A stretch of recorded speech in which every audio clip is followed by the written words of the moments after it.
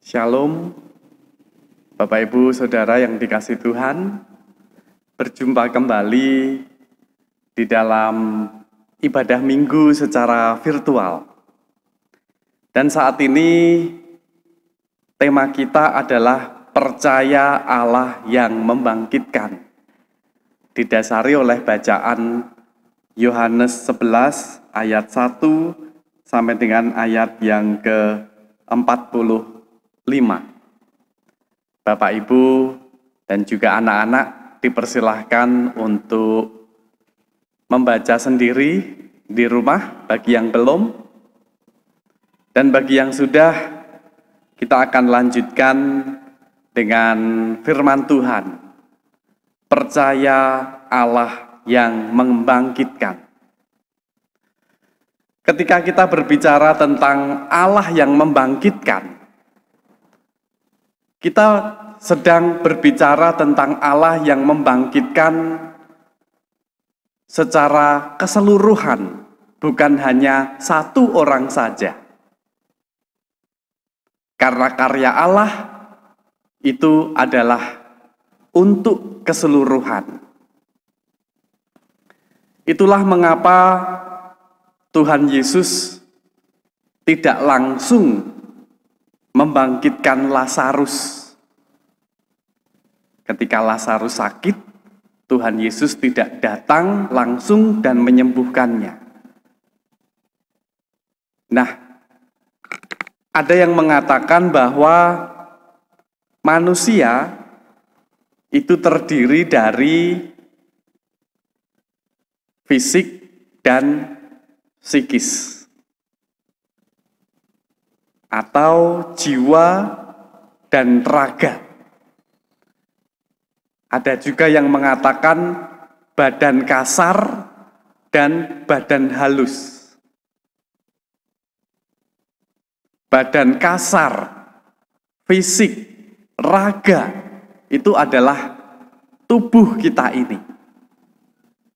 Sedangkan badan halus, jiwa, psikis, itu adalah tidak terlihat. Dua-duanya itu rupa-rupanya bisa sakit, baik badan ini maupun juga secara psikis, itu juga bisa sakit. Kalau badan ini sakit, menunjukkan tanda-tanda batuk, panas, pusing. Lalu cara mengatasinya adalah periksa ke dokter, minum obat. Oh, ternyata batuk biasa, bukan terkena virus corona. Tetapi kalau psikis, badan halus yang sakit, itu ternyata lebih rumit, lebih sulit mengobatinya. Nah, Tuhan Yesus di dalam karyanya, di dalam bacaan kita, Dia membangkitkan secara total. Tuhan Yesus tidak hanya membangkitkan Lazarus yang pada waktu itu sakit, kemudian meninggal dunia. Tetapi bahkan Tuhan Yesus membangkitkan semangat hidup orang-orang yang ada di sekitarnya. Jika demikian, maka ada beberapa kemungkinan. Harapannya tentu adalah badannya sehat, psikisnya pun juga sehat. Harapannya tentu adalah seperti itu. Tetapi juga bisa jadi kemungkinan badannya sakit, tapi psikisnya sehat. Badannya sakit, psikisnya sehat. Harapannya tim medis, orang-orang yang berjuang di garda depan untuk mengatasi virus corona, mereka benar-benar diberi kekuatan oleh Tuhan. Sekalipun mereka capek, lelah, dalam artian badannya sakit, tapi mereka tetap memiliki psikis yang kuat, yang sehat, tidak menyerah, tidak gentar, supaya pergumulan ini segera berakhir. Kita dukung mereka di dalam doa. Tapi bisa juga terjadi badannya sehat, tapi psikisnya sakit. Nah, itu barangkali yang banyak dialami sekarang ini. Banyak orang yang sebenarnya sehat, tidak terpapar oleh virus corona, baik-baik saja, makan cukup, istirahat cukup. Tetapi karena informasi-informasi, berita-berita, sehingga membuat dia takut, sehingga membuat dia justru banyak khawatir. Apalagi banyak berdiam diri di rumah, membuat semakin stres. Badannya sehat, tapi psikisnya yang sakit. Atau kemungkinannya dua-duanya sakit. Badannya sakit, psikisnya pun juga sakit. Kita berdoa untuk orang-orang yang terkena virus corona. Saya yakin sudah badannya sakit, mereka pun juga sangat berat secara psikis. Karena apakah aku bisa sembuh? Bagaimana dengan keluargaku? Karena mereka harus diisolasi. Kita berdoa untuk mereka supaya sembuh, supaya diberikan kekuatan. Nah, saudara-saudara yang dikasihi oleh Tuhan, semua golongan ini membutuhkan dibangkitkan kembali.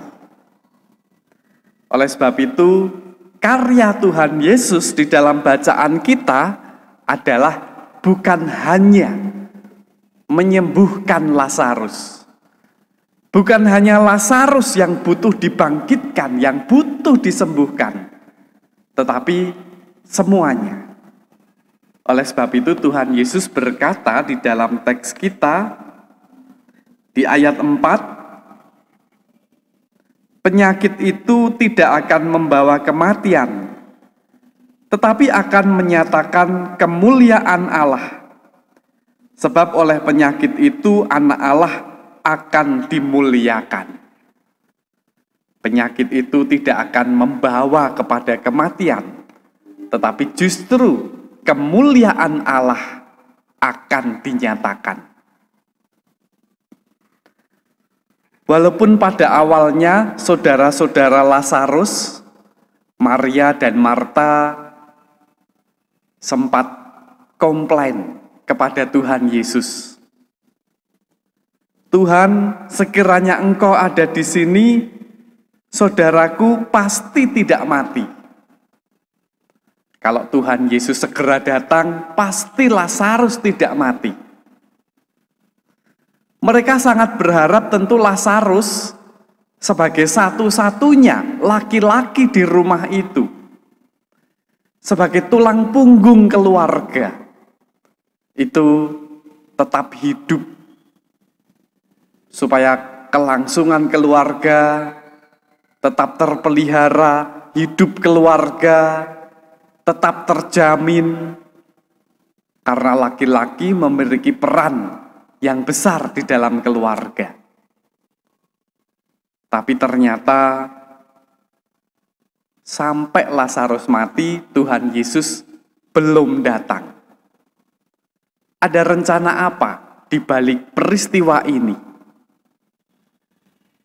Nah, di situ kita juga menemukan bahwa Maria dan Marta, sekalipun secara fisik mereka sehat, secara fisik mereka tidak mengalami sakit, tetapi sebenarnya secara psikis mereka lemah. hidup di dalam kekhawatiran, hidup di dalam ketakutan akan masa depan yang seperti apa.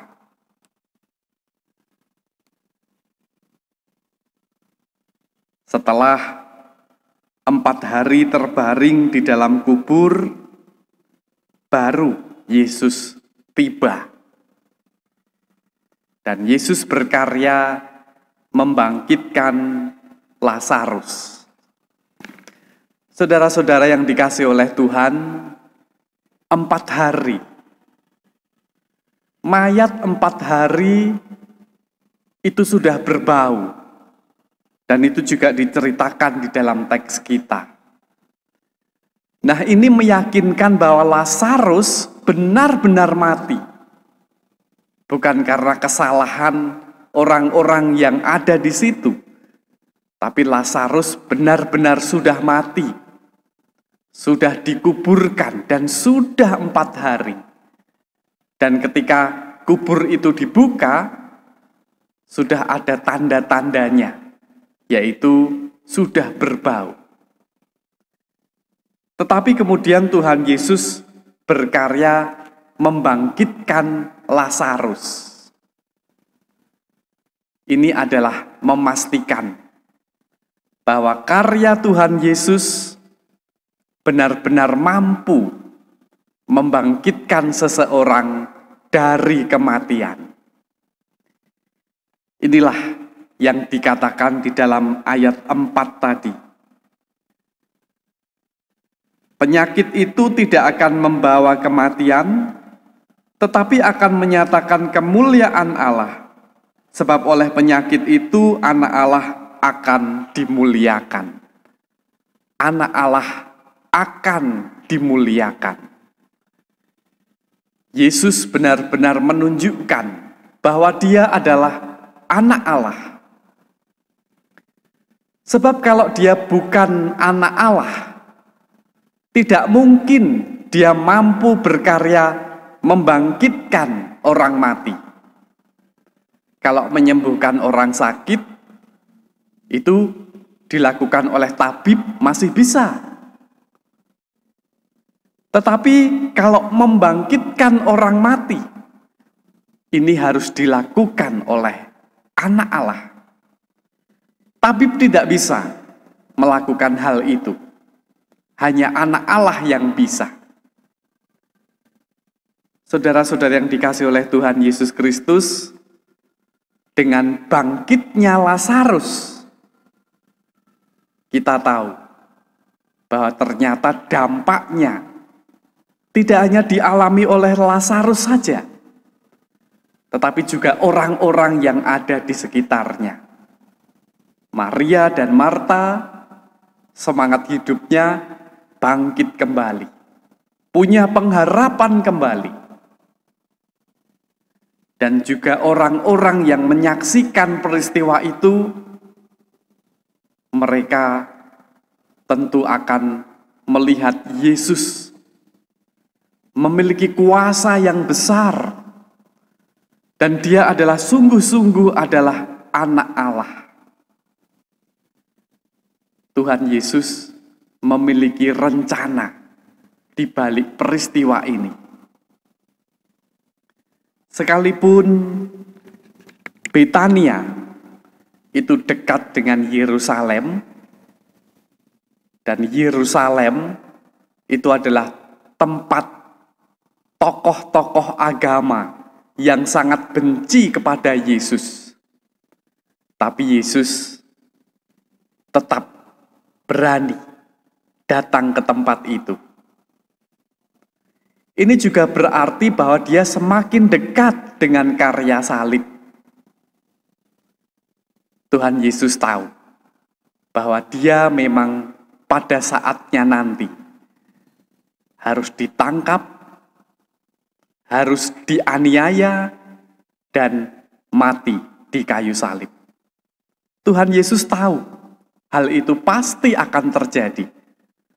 Karena itu adalah karya untuk menebus dosa-dosa manusia. Tetapi di dalam peristiwa ini Tuhan Yesus juga menyatakan bahwa ketika dia ditangkap, disalib dan mati, itu bukanlah akhir. Karena Tuhan Yesus memiliki kuasa akan kebangkitan. Dia mampu membangkitkan Lazarus. Oleh sebab itu kematiannya di kayu salib itu bukanlah akhir, tapi itu adalah bagian dari karya Allah. Jemaat yang dikasihi oleh Tuhan Yesus Kristus, percaya Allah yang membangkitkan. Saya berdoa bahwa semua jemaat saat ini dalam keadaan sehat. Tetapi banyak di antara kita tentu yang di dalam hati merasa takut, merasa khawatir, menjaga diri sedemikian rupa karena penyebaran virus corona. Tetapi marilah kita belajar dari teks kita pada saat ini. Allah memiliki rencana yang indah. Tuhan Yesus ketika Lazarus datang, ketika Lazarus sakit, dia tidak langsung datang. Tapi bahkan setelah dikuburkan selama 4 hari, Tuhan Yesus baru datang dan membangkitkan dia. Karena Tuhan Yesus memiliki rencana, menyatakan bahwa dia adalah anak Allah. Nah, saudara-saudara yang dikasihi oleh Tuhan, adanya virus corona ini, Tuhan tentu juga memiliki rencana. Mari kita sama-sama bergumul. Ada rencana Tuhan apa di balik peristiwa semuanya ini? Kita berdoa supaya semuanya ini boleh segera teratasi. Dan biarlah Tuhan juga menguatkan kita, memberikan kita kesehatan, memberikan kita psikis yang kuat. Tuhan sebagai sumber kebangkitan tentu akan memberikan kekuatan kepada kita. Amin.